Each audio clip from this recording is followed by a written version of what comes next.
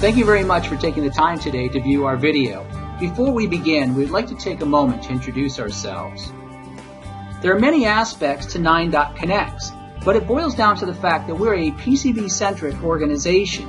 We believe and focus on the PCB due to the fact that it is truly the center point of all electronic design. That's where our expertise lies. We provide services not only in the PCB layout, but in design consulting as well. And during the technical portion of this webinar, you will see this expertise in motion. We are now the exclusive North American instructors for Altium Designer. We host 100 trainings throughout the year across North America, and we are excited to bring these trainings closer to you. In addition to our services, we are also a value-added reseller for a number of PCB-related software companies. And just to note, each company has been presented in past webinars.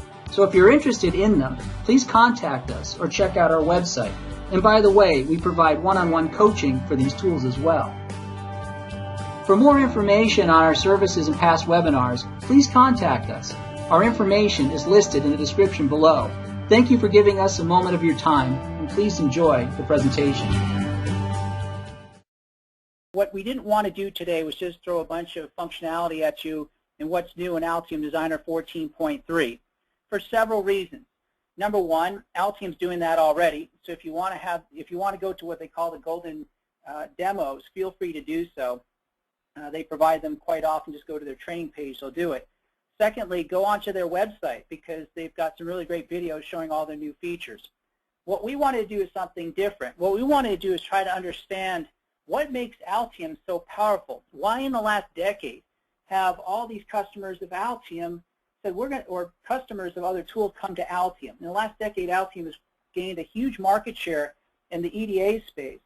And there's something there. And the interesting part about that is that a lot of us didn't really know what that secret sauce was until I think today I'm going to disclose to you what the secret sauce is. And in fact, many people at Altium don't even know what the secret sauce is. But what I'm going to do is I'm going to talk about these three things up here. These are my objectives.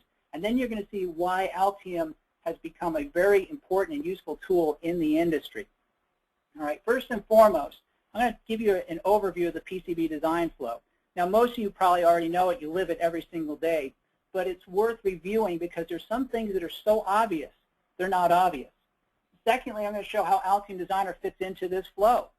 Okay, where is it? How does it fit into these things? And lastly, and this really has to refer back to the secret sauce I'm talking about, how does Altium Designer fill in what's called the process gaps? And I'll talk more about that as well. So let's take a look over here. All right, so I've got my PCB design flow up. And this is a very high-level view of it because most of you are looking at this saying, okay, Paul, you missed about 15 steps in this process over here. But you're right, I have. But what I'm trying to drive home over here is that this is the general flow. These are really the milestones that have to be hit in order to go from really specification over to manufacturing. And Altium plays in the schematic design and the PCB design area, okay? And that's where the EDA industry is at. And this is a really important area to play in over here because what you do in these two tools over here has a massive impact on the rest of this process over here. And I'm going to show a slide here in just a minute to show what files are necessary to do that, and there's quite a few of them. But I want to take a moment to talk about specification because specification we skip quite often. And if it's a small board, it's kind of understandable.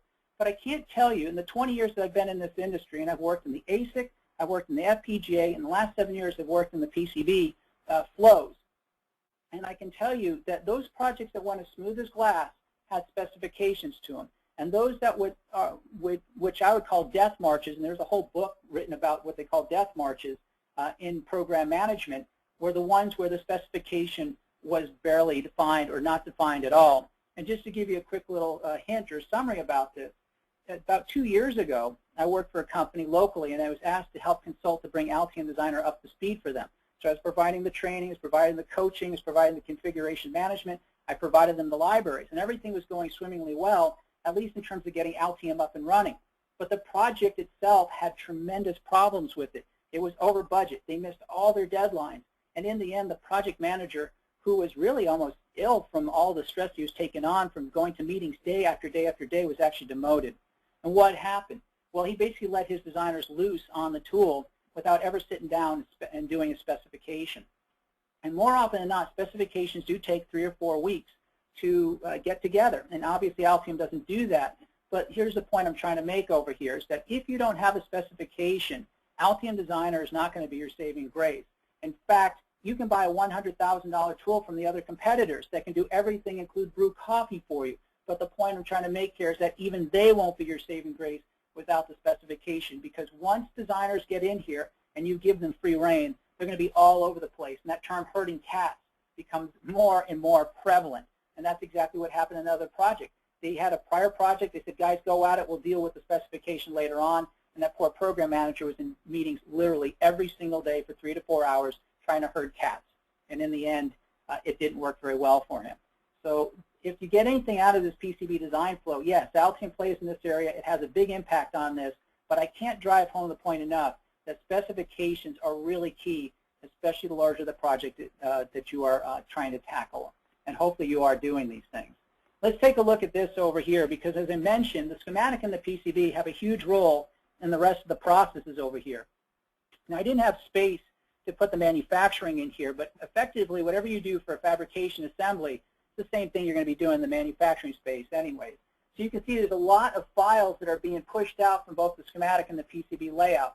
So that's why it's really important that these tools are capable of providing for all these things down the line.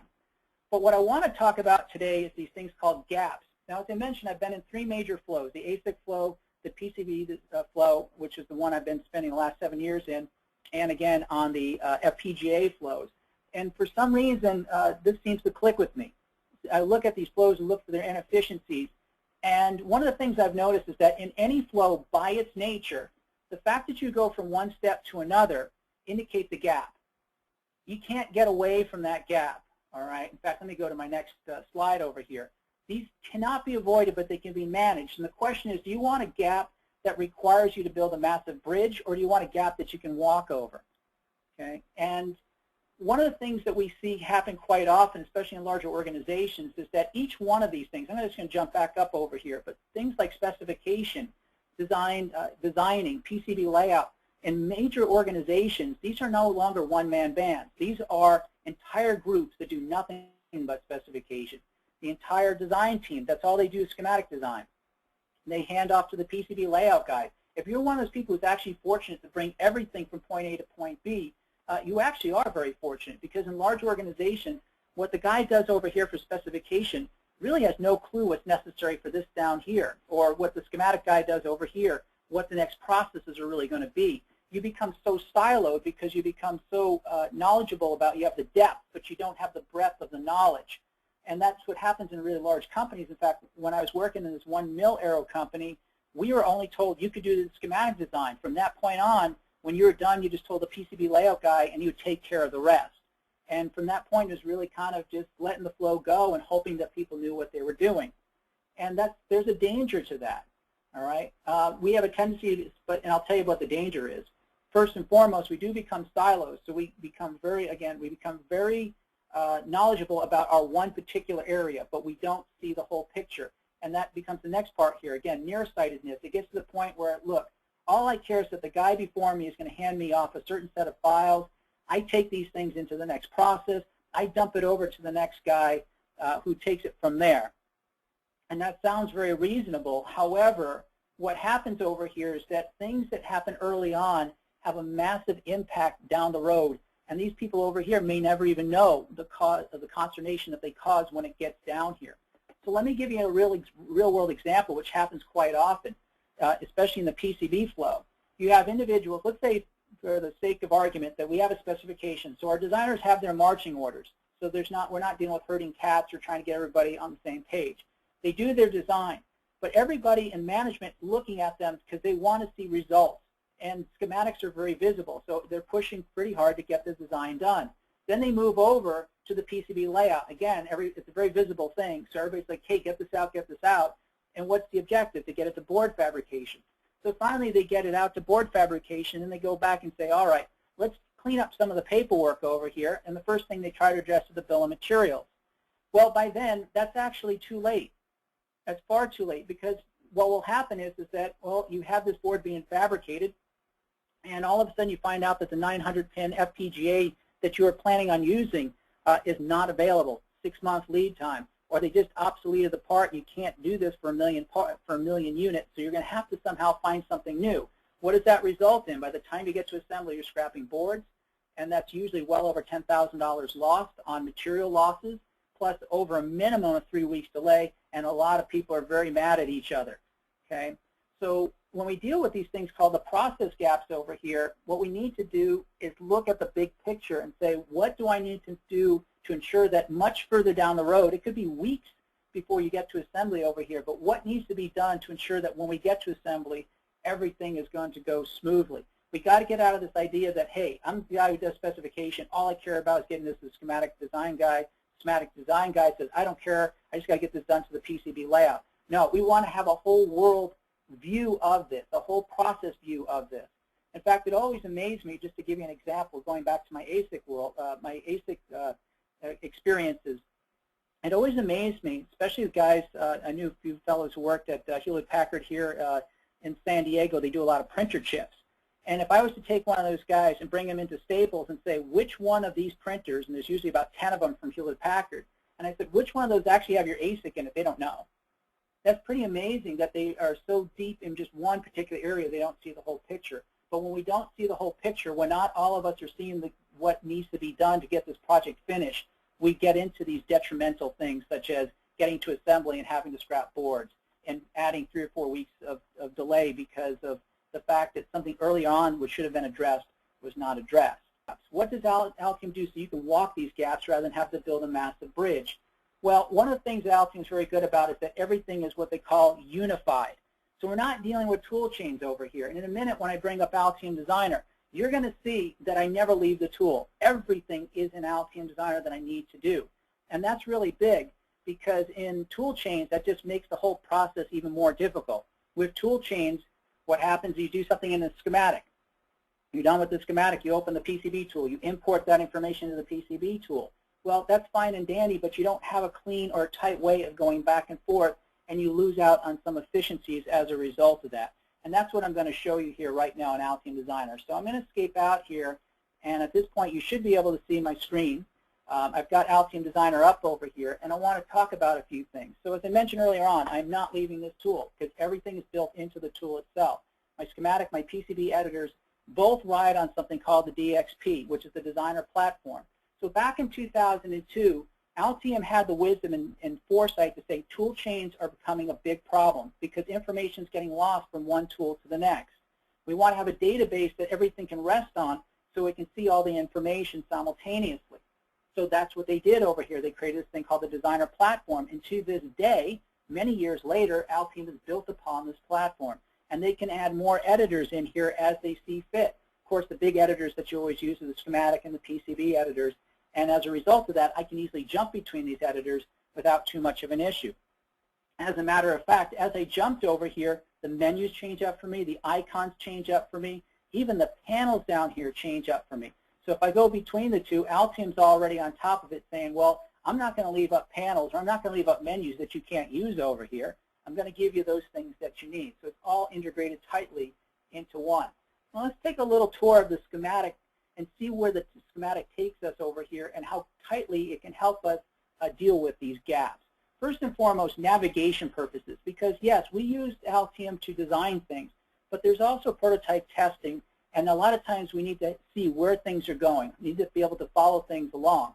All right. So here's an example of a hierarchical design. By the way, this is the one that they provide in Altium Designer 14. In Altium 14 was released back in November and adds the Flex Rigid capability. And this is what I'll call their flagship design example. And you can find it there, and you can do the same thing I'm doing with it as well. But one of the first things I want to show you is its harnessing capability. And believe it or not, a lot of systems engineers actually use Altium for nothing more than drawing because of this one particular feature. So obviously, we can connect from point to point using nets. And we can do the same thing by simply using buses. The problem, of course, with buses is that the prefixes are always the same. It works great for an address bus or a data bus, but what if I've got a bunch of different names to it? So that's what the harness was there to do, is to preserve those names so I didn't have to change them to something different. Hopefully you can see this over here. Sometimes these pop-ups aren't visible in GoToMeeting. But what this is doing, where my cursor is actually showing me a list of all the signals that are being propagated by that harness. Well, if I want to see where that's going, I can hold down my control key, double click, and it will jump me to the next schematic sheet and show me here are all my signals, and I can see how they're connected up. Well, I can jump back as well, and I can follow it to the other side. Okay, and in this case, they have what's called a mezzanine level here, and I can see this here as well in what's called the projects panel. And the projects panel is very useful because it shows me everything that's going on in this project. This is the systems panel. It's one of the most commonly used ones. In fact, I'm really not sure how you could operate without it in Altium Designer. But as you're adding things in here, whether they are source files like schematics or PCB documents or outjob files or those resulting files, you know, for your Gerbers and so on and so forth, it's all captured over here. And as a matter of fact, if I need to open this up, all I need to do is say, hey, Altium, here's the PRJ PCB file. Go ahead and look at all of these things in there and pull them in. And so I have them available for me, and I just double click on them and open them. Okay. You'll also notice that there is a little bit of an indentation, so it's showing me how the hierarchical design is working. And this makes sense. We were on the top over here, and when I pushed in, it brought us into the second level, and now I'm going to push in again, and I can see where that harness is going to take me. All right, and these should look familiar to you because they're the same signals that we had before. So Altium makes it very easy to navigate about and to get things connected to each other on very large schematics. Now, I'm going to jump over here to this one particular example. For any of this stuff to really work well, you got to have a very good library. And again, I'm going to take a step back. Altium does have phenomenal libraries, but regardless of which tool you will use in the EDA industry, if you do not have a library, you're compromised. Or if your libraries are not in the best shape, you have a process flow that's very compromised.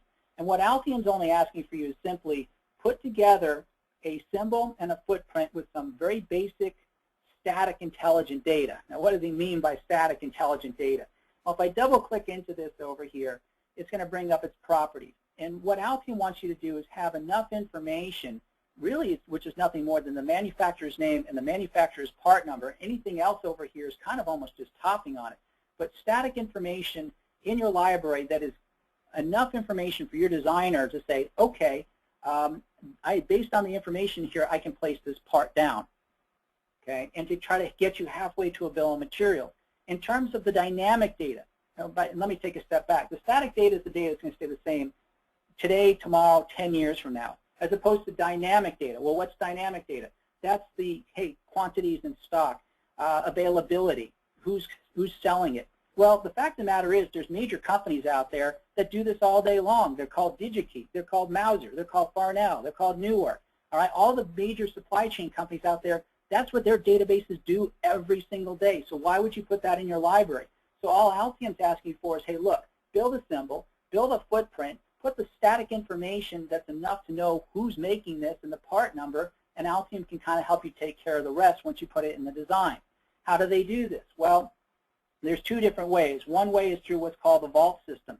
And I don't have any time today to talk about Altium's Vault capabilities, but if you've even used Altium's Content Vault, which has got 200,000 components on it, you'll see that right away that once you place that part down, Altium tracks or links up to where those parts are in Mauser or Farnell or one of any of these other suppliers. But let's say you don't have the Vault. That's fine. That doesn't mean you're out of the picture over here. Altium has a really great feature called the Supplier Search Panel. And the Supplier Search Panel comes on up over here. Now I've done if I didn't have this already, I could have easily copied this in over here. But what this did is this actually went out to the internet and said, okay, based on this and based on the suppliers you're allowing me to search, here's what I found. Okay, and I can right-click on this and add this information in here. And the reason why this is so important is because in the end, as I mentioned earlier on, when does the bill of material need to be addressed? It needs to be addressed at the end of the schematic, not at the end of the PCB. So in the schematic, if we address it there and then, we know that as we're working our PCB, the purchasers can go off and actually look this stuff up, and if there are issues, you can fix them. You may grumble about the fact that that 900-pin FPGA you're planning on using isn't available, but I'd rather have it done now during this whole process while I'm working on it than to find out 3 weeks later after I've been moved on to another project that I've got to go revisit this and have to make some fixes, because now I'm juggling two balls, the new project and trying to fix the old project. So how does Altium deal with that? So, okay, we create library components as in any other way that we create them for the EDA industry. We have the supplier link, which I think Altium is one of the few that I know that even does this. So we've got this information in here. What's the next step? Well, let me bring up this thing called the BOM doc. So some of you may be familiar with the reports bill of materials. That's the old way of doing it. It still works.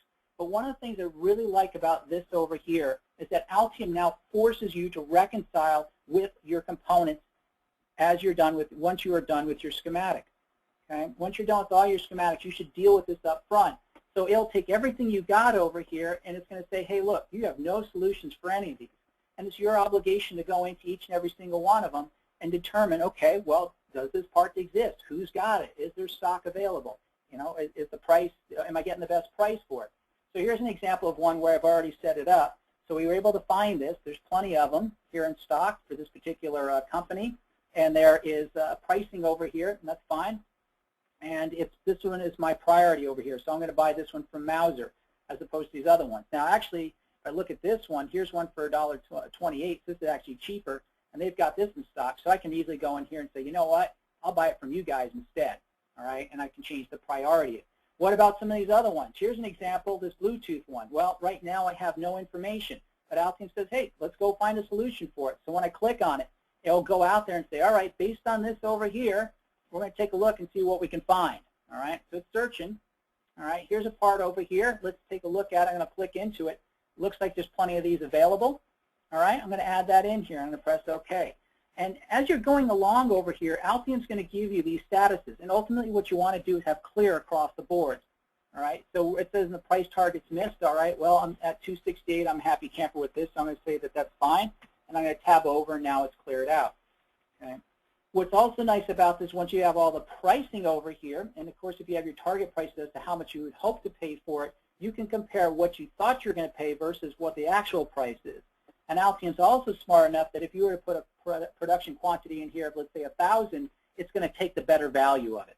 Okay, so it's not going to keep this here. It's actually going to say, well, instead of $2.68, you can get this for $1.25 if your production quantities are over 1,000. And by the time you're done with this, you have a pretty good reassurance that everything on this list is going to work. You hand it off to your purchasers because, again, there could be lead time issues. But the fact of the matter is you have a higher confidence in this than if you just left this to the very end after you did your PCB design and just take a total crapshoot on it. Okay? So that's how, again, Altium's trying to tighten those gaps up by being able to deal with the bill of materials up front very easily through the supplier links and through this what they call BOM doc. You can make sure that when you get to assembly, it's really going to be, everything's all set to go. There should not be a major scramble. Okay. What other things can we do over here? Well, as I mentioned before, there's a lot of toolchain activity, usually between a schematic and a PCB doc. Well, in this case over here, Altium can handle all that within the tool itself. So what I'm going to do here, just to give an example, I'm going to do a File, New, and I'm going to create a PCB document right up here. And I'm going to drop it in. Now, normally we don't do these kind of things, but what I want to emphasize to you is how easy it is to take information from the schematic side and push it over to the PCB side. Now, I know there are tools out there that are dynamically linked, meaning that the minute you change something on the schematic, it immediately gets changed in the PCB. Altium doesn't work that way, either in terms of the schematic PCB relationship or its libraries. And trust me, I've worked in tools that do that. They'll drive you up the wall because you need to make the decision as to when you want to push something from one tool to the next, and that's what Altium's going to do here. So when I go back to my my schematic document here, I actually do need to save this first. Let me give me a quick save here. All right, and once I've got this saved, and I'm going to stomp on this one for now, which is fine. Okay, and so once I've got that saved over here, now my project can actually push between the schematic and the PCB. If I don't do that, the project's going to say, I don't know what this is. So it's just a way of Altium managing it here. So I'm going to save this project. Everybody's all one big happy family now. So I'm going to go back over here to my schematic document and say, hey, Altium, push this information over to my PCB doc. Now, I'll mention this again if I didn't just mention it. You only want to have one PCB doc in your project. I'm just doing this for demonstration purposes. But in order to keep a tight net list between the schematics and the PCB, you only want to have one PCB doc. Otherwise, you're not going to have the continuity that I'm going to be able to show you here in just a minute. So what I've got over here is Altium's gone along over here, and it says, all right, here are all the footprints I need. All right, and if I go down over here, here are all the wires that I need. Well, all right, go ahead. Let's execute and see what happens. All right, so it's going out there, and some of the things it can't find, some of those things it can find. And that's really useful because I don't want to find out that hey, I missed a couple of things over here. Altium's reporting to me, look, I couldn't find these things. You're going to have to find those footprints for me. Or the check marks mean, yeah, I was able to find this just fine.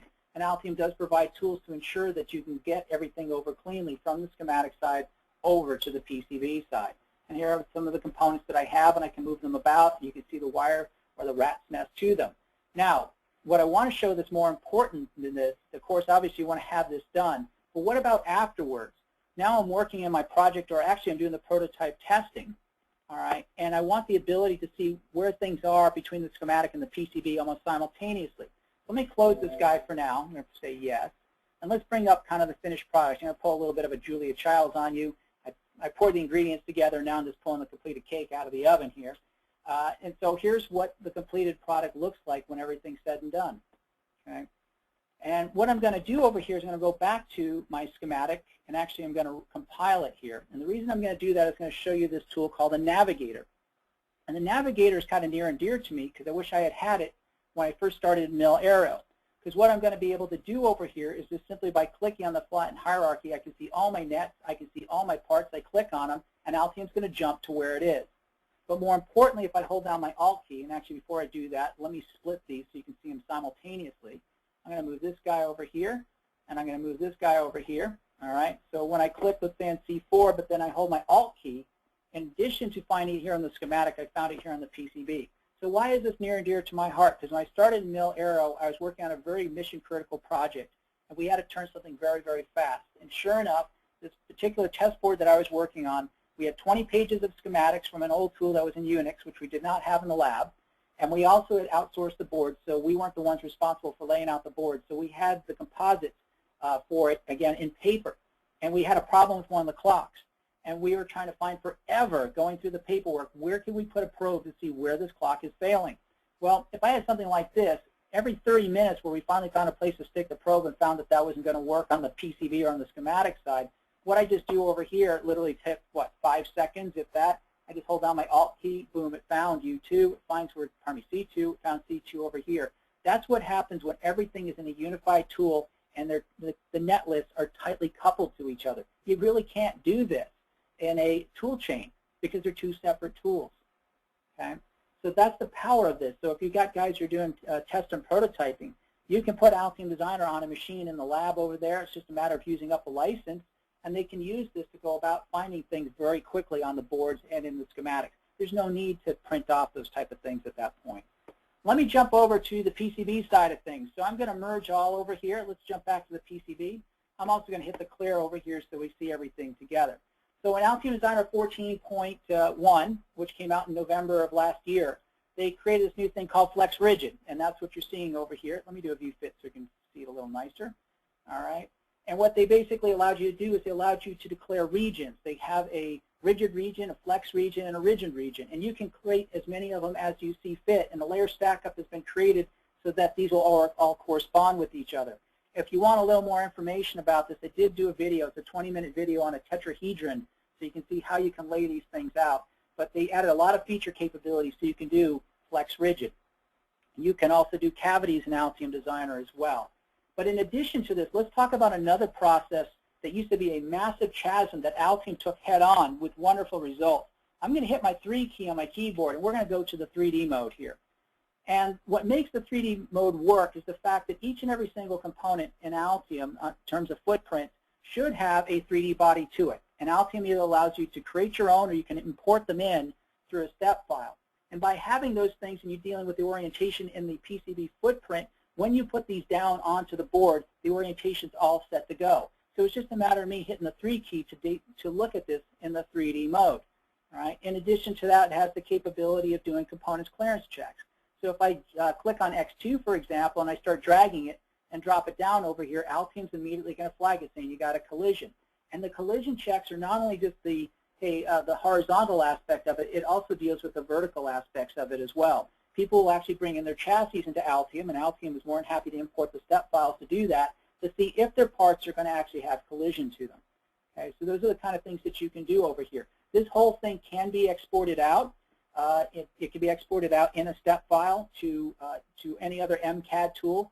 And that's, again, a huge chasm that's being bridged because back in 2004, just to give you another example, I was working on a board, and I was a young pup compared to the PCB designer and the mechanical engineer that I was working with. Both those guys had literally 20, 30 years of experience. I was really the young guy here, but I was the one trying to get this particular test board built. So I built the schematic, handed off to the PCB guy. We had a big meeting between myself, the PCB guy, and the mechanical guy because this is a very tight-fitting board, and yet we still messed it up. Why was that? Because in the older tools, if we had some type of mechanical constraint, we had to draw it twice, once in the PCB tool, once in the mechanical engineering tool. With Altium Designer, that goes away. The mechanical guys draw it up. You can bring it into Altium. In fact, you can bring a chassis into Altium and say, hey, Altium, build a board shape off of where this is supposed to sit in my chassis, and you can do it. And in fact, what you're seeing more and more now is that instead of electrical guys handing off some weird squared board to the mechanical guys and seeing if they can make it fit in the chassis, it's the marketing group going to the mechanical guys saying, we'd really like it to fit this way, and the mechanical guys going to the electrical guys saying, this is what they want it to fit in, can you make it fit? So there's actually been a complete reversal of the flow in terms of how things are being assembled with each other, and as a result, you have these more slick and more compact and rather cool-looking products because of the ability to go back and forth between the electrical engineer and the mechanical engineer very easily. And in fact, Altium even enhances that through another tool called Desktop EDA. If you're interested in that, we can talk about those type of things offline afterwards. But this is what Altium is trying to address, these huge chasms in the gaps between the EEs or the mechanical engineers or in any other of these processes over here. One of the other things I can do over here, just to kind of show you with the Flex Rigid, kind of some neat features, they can also show the fold states here, so you can set this up so that you can see how it's going to fold, all right, and back and forth, which is really important to show individuals who will be on the assembly floor who may have to do this manually. The other thing you can do is you can actually take a movie of this, and it's very simple to create these movies. In fact, I'll delete this one over here just to demonstrate this, but let's say I want to change this over here. All I need to do is basically show Altium the last position I want to be in as it's moving it along. So let's say I want to do this. I press New. I'll just add in here, and I'll say it's the duration of 1 second. You'll see all these other things, but in the end, this last position will be how this movie will end.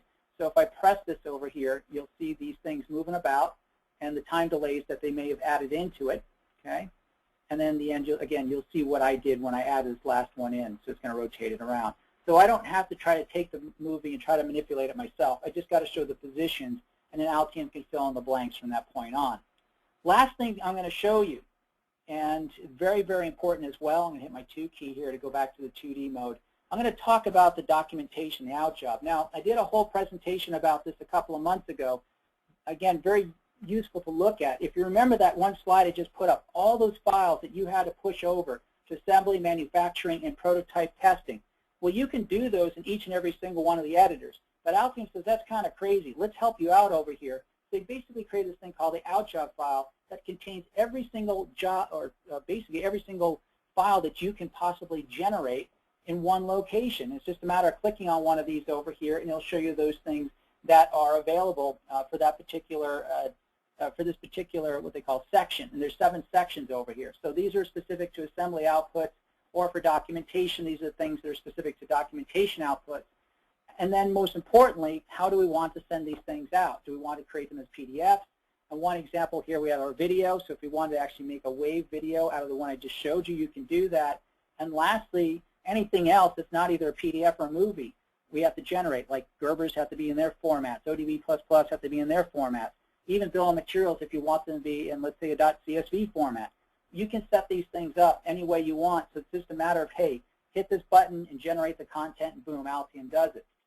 It's one of the biggest problems that happens quite often in PCB design, and I can't blame them because I've been there, is that you finish up all the routing, and you spent a lot of time doing the routing, and a lot of these guys think that that's really the end, and that the paperwork is really simple and just kind of a secondary thing, but it's not. The paperwork is almost as important as the routing, and Altium sees that that's where a lot of mistakes have been made in the past. So if you can set up these out job files over here, and by the way, if you set them up right, you can use them for multiple projects, but you set these things up, you can easily generate these, and they'll look the same every single time. Hey, you got to make a change to the PCB? Go ahead, blow away the old document, rerun the out job file, it'll just recreate it again. So hopefully you've kind of seen from a process overview how Altium's trying to really close in those gaps, the gaps between schematic and assembly through the bill of materials, the gap between the schematic and the PCB in terms of net listing information to and from each other, the gap between the PCB and even the MCAD world over here. And there's all these examples over here. And that is why I think Altium has really made its mark in the last decade in this industry, because they're able to fill in those gaps. Now, I know I showed you a lot of things here today, and I wish I could go into more details about them. That's one of the hardest things about showing this tool, is not getting too deep into one particular thing or another. If there's anything you saw and you said, wow, I'd really like them to go into that deeper, please do contact your 9.Connect sales representative, and we can try to set up a time and I can demonstrate that a little closer.